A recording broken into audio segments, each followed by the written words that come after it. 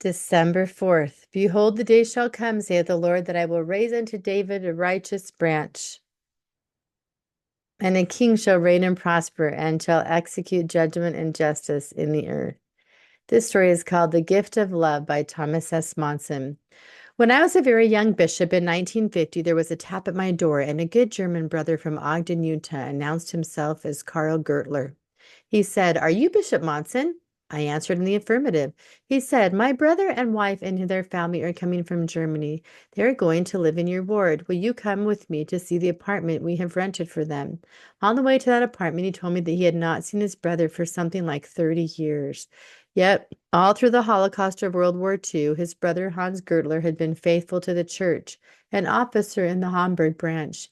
I looked at the apartment. It was cold. It was dreary. The paint was peeling from the walls. The cupboards were bare. What an uninviting home for the Christmas season of the year. I worried about it and I prayed about it. And then in our ward welfare committee meeting, we did something about it. The group leader of the high priest said, "I'm an electrician. Let's put good appliances in that apartment." The group leader of the 70s said, "I'm a floor covering business. Let's install floor coverings." The elders quorum president said, "I'm a painter. Let's paint the apartment." The Relief Society representative spoke up. "Did you say the cupboards were bare?" They were not bare very long with the Relief Society in action. Then the young people represented through the Aaronic priesthood and general secretary said, "Let's put a Christmas tree in the home and let's go among our young people and gather gifts to put under the tree." You should have seen that Christmas scene. When the Gertler family arrived from Germany in clothing which was tattered and with faces which were drawn by the rigors of war and deprivation.